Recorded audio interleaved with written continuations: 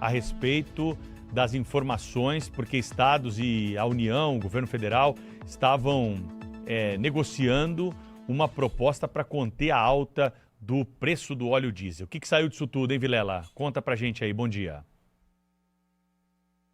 Oi, Pedro, bom dia a você, bom dia a todo mundo que acompanha a nossa programação na Rádio Bandeirantes, também na Band News TV. Pois é, nos próximos dias o governo federal deve publicar uma medida provisória regulamentando esse acordo, essa subvenção ao preço do óleo diesel. Houve um avanço nessas negociações, de acordo com o Ministério da Fazenda, 23 estados já sinalizaram que sim, vão aderir a essa proposta da União de subvenção de R$ 1,20 no preço do óleo diesel importado. Pelos planos do Ministério da Fazenda, metade desse custo fica com a União e a outra metade, 60 centavos no preço do litro, fica a cargo dos estados. Essa medida que deve custar cerca de R$ 1,5 bilhão aos estados enquanto ela durar, que há uma previsão que haja uma duração de 60 dias, ou seja, esse acordo deve ficar prevalecendo até o fim de maio. Essa é a segunda proposta que a União enviou aos estados, o governo federal que tentou a isenção do ICMS, mas houve uma forte resistência de secretários da Fazenda, governadores que não aceitaram, então o governo federal trouxe essa proposta de subvenção no preço de R$ 1,20 no preço do óleo diesel importado. 23 estados aceitaram, apenas o Distrito Federal recusou, outros estados ainda não se manifestaram. Volto com vocês.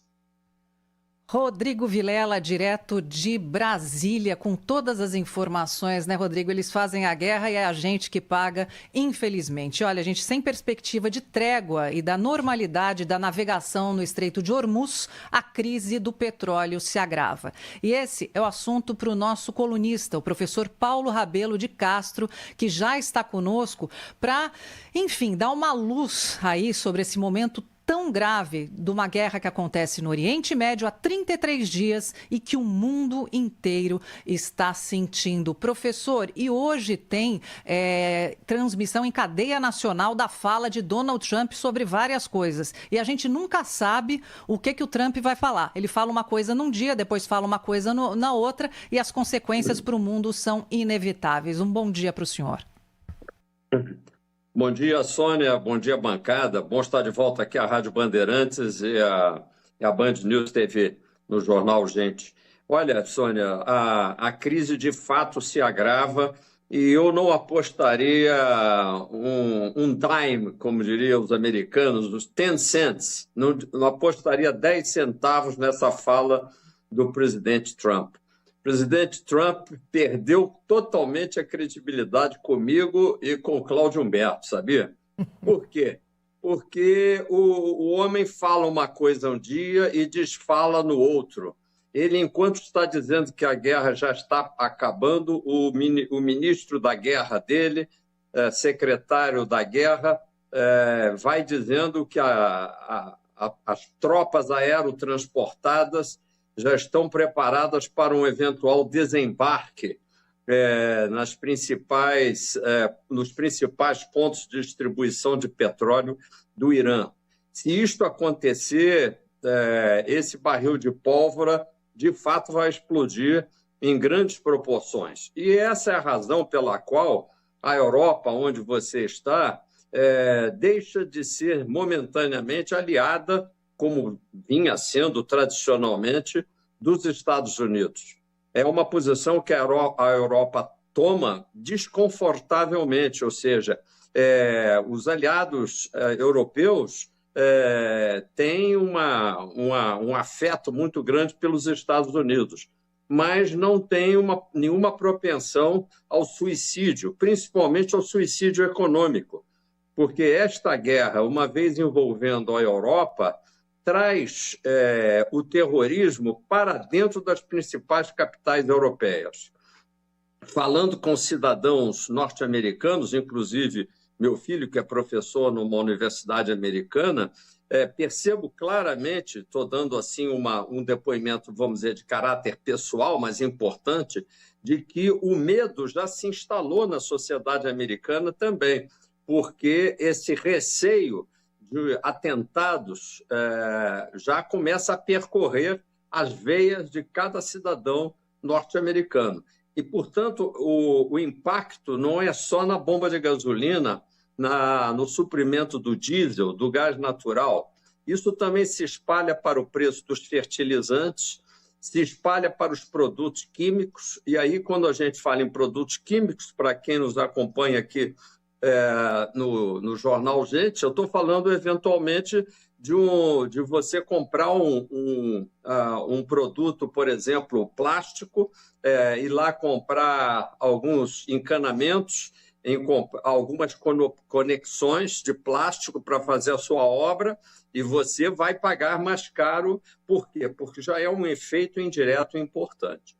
E se a gente quiser falar do prato de comida, esse vai ficar mais prejudicado, não só pela questão do impacto do custo na distribuição, na logística do suprimento atual, mas eu estou mais preocupado ainda pelo impacto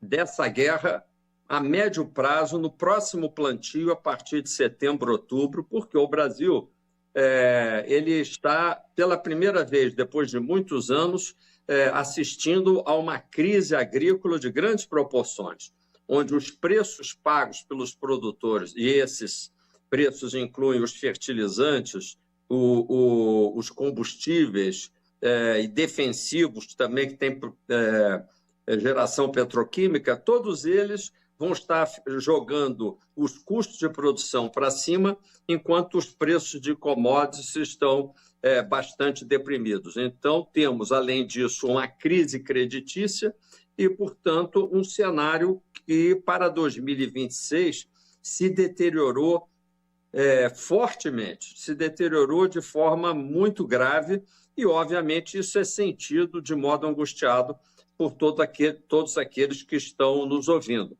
Eu não gosto de dar esse tipo de notícia, mas, infelizmente, nós estamos aqui como faróis para alertar os nossos ouvintes daquelas repercussões para as quais nós devemos nos preparar.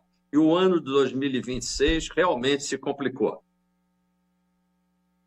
Professor, muito bom dia. Ontem a gente entrevistou aqui o doutor Plínio Nastari, que é um especialista nesse assunto, né? Ele é presidente da Tagro. Ele nos deu a boa notícia de que os impactos da guerra são sérios, são graves no Brasil, para a economia e para o agronegócio, mas são muito menores do que se imaginava em princípio. Eu sei que a sua consultoria está sentindo odores de recessão no ar. Eu queria inclusive, produzir um documento muito sólido sobre esse assunto, defendendo essa possibilidade, ou advertindo para essa possibilidade. Eu gostaria que o senhor falasse sobre isso.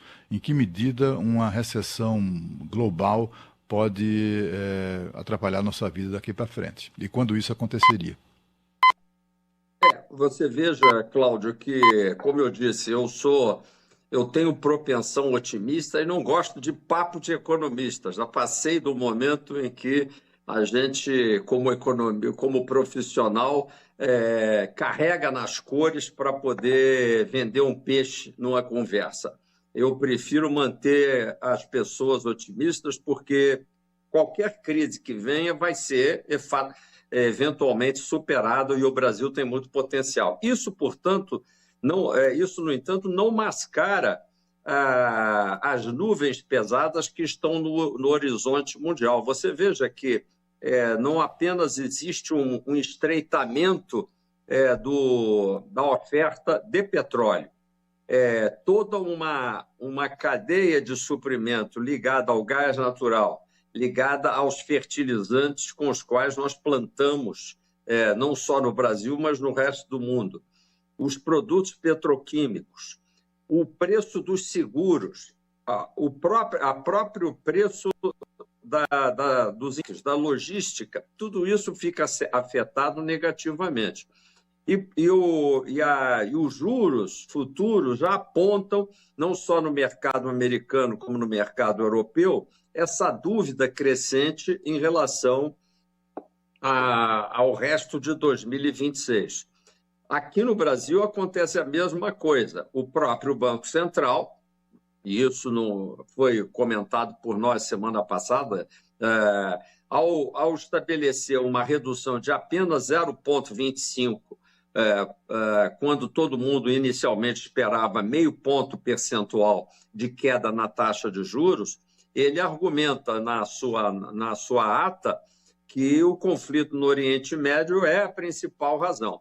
E não bastante isso, a gente, quando olha a opinião dos mercados, que sai toda segunda-feira no Focus, que é esse painel opinativo de consultorias e bancos, a gente percebeu nas 2 últimas semanas um verdadeiro salto nessa aposta sobre a inflação esperada para o resto de 2026. Para você ter uma ideia, a inflação esperada, o IPCA estava antes em 3,80 e baixando.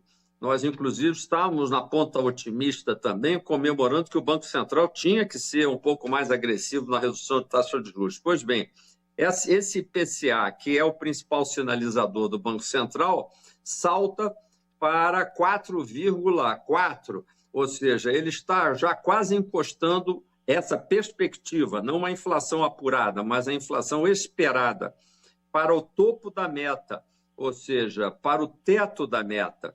E isso vai fazer com que toda essa perspectiva anterior se desancore, ela fica prejudicada. E, portanto, eu não seria tão otimista assim. E quando a gente olha a situação das empresas, é muito importante a gente olhar como vai o bolso das empresas. Nós temos na Bolsa grandes empresas negociadas em Bolsa que estão em recuperação judicial. Nós temos noticiado aí vários nomes de empresas que, no campo alimentar, no campo agropecuário, estão pedindo aos credores tempo para pagar as suas contas. E, obviamente, isso também repercute de modo anônimo nas empresas médias e pequenas. Eu diria, além do mais, que quando a gente consulta os dados de crédito, eles estão também em processo de desaceleração. Os bancos estão ficando mais ressabiados em relação a dar um empréstimo e, portanto, nós temos visto que as pessoas estão cada vez mais angustiadas em relação às suas contas de fim de mês. O próprio presidente do Banco Central afirma que são 100 milhões de endividados no Brasil. Ele mesmo chama atenção para esse excesso de endividamento, que, diga-se de passagem, é um endividamento que começa no bolso do governo federal, cuja dívida pública, na última apuração, está encostando em 80% do produto interno bruto e indo ainda na perspectiva para mais elevada até o final do ano. Eu acho que com isso eu já dei para você várias indicações do porquê da minha preocupação, endossando o panorama internacional bastante sombrio que foi apontado por Sônia Blota. Professor Paulo Rabelo de Castro, dentro desse cenário que mudou da água para o vinho, né? Acho que esse caso aqui foi do vinho para a água, porque a gente começou 2026 com uma perspectiva boa e agora tudo mudou e mudou para pior. O que é que está na mão dos governos locais? A gente tem visto várias medidas sendo adotadas por diferentes países para ou tentar segurar a alta de combustível ou para dar ali algum tipo de subsídio, enfim. O que é que dá para fazer num momento como esse, olhando, claro, aqui para a nossa casinha, que é o Brasil?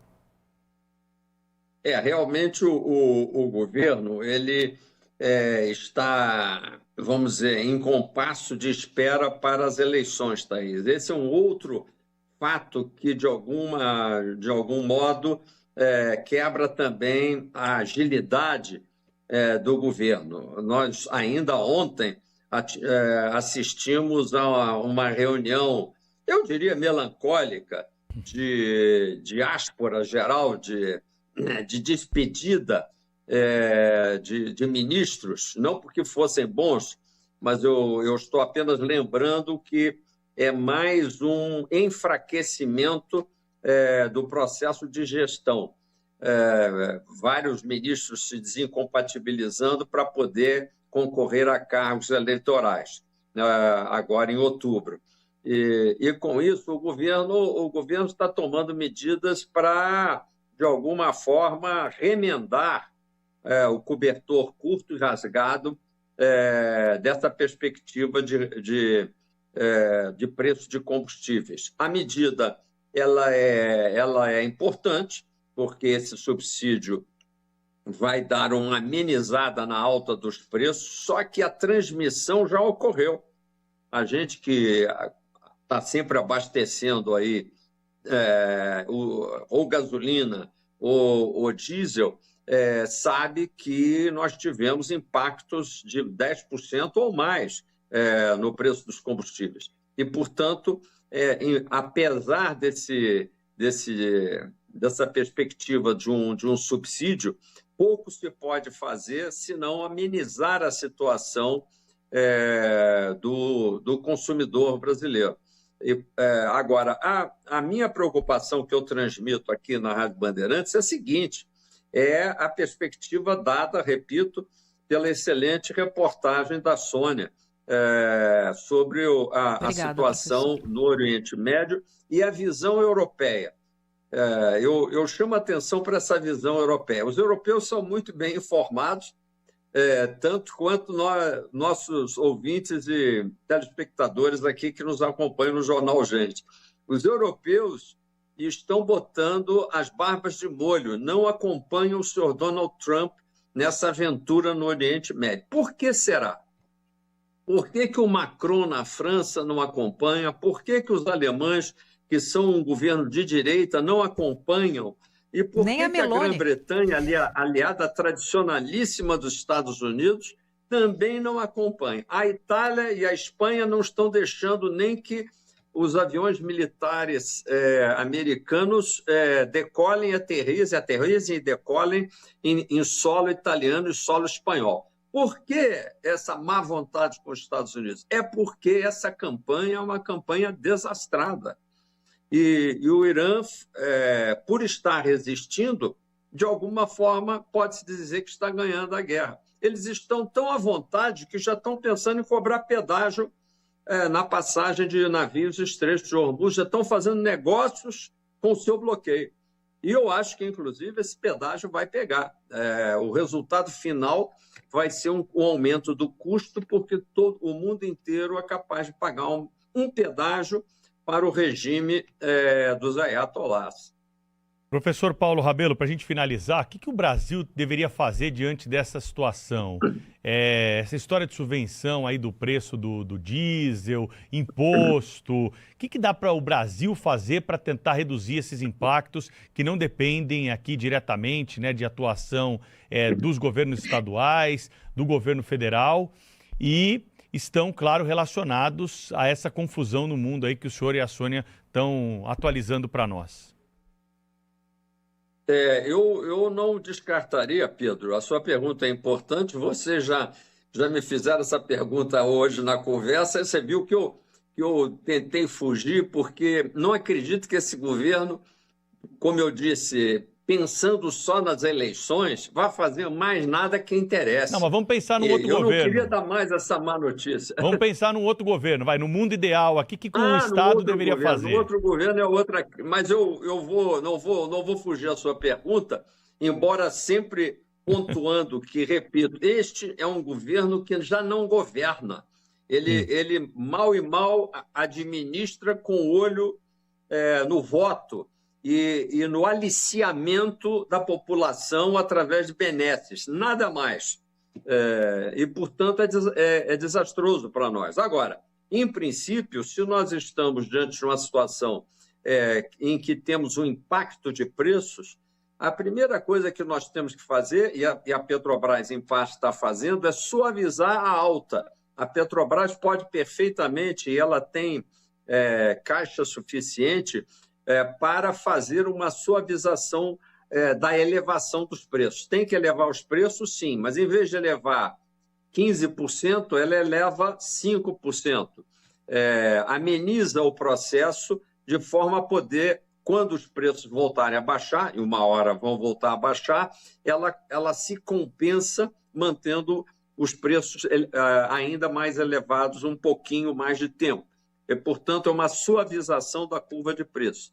A outra coisa que nós poderíamos utilizar seria o expediente de uma redução universal no sentido de que envolvendo não só o governo federal, mas também os estados que estão se recusando a mexer na cobrança do ICMS sobre combustíveis. É importante para as finanças dos estados, mas os estados não estão dando essa contribuição. Então, nesse sentido, nós podemos dizer que o governo federal hoje, politicamente, ele está de refém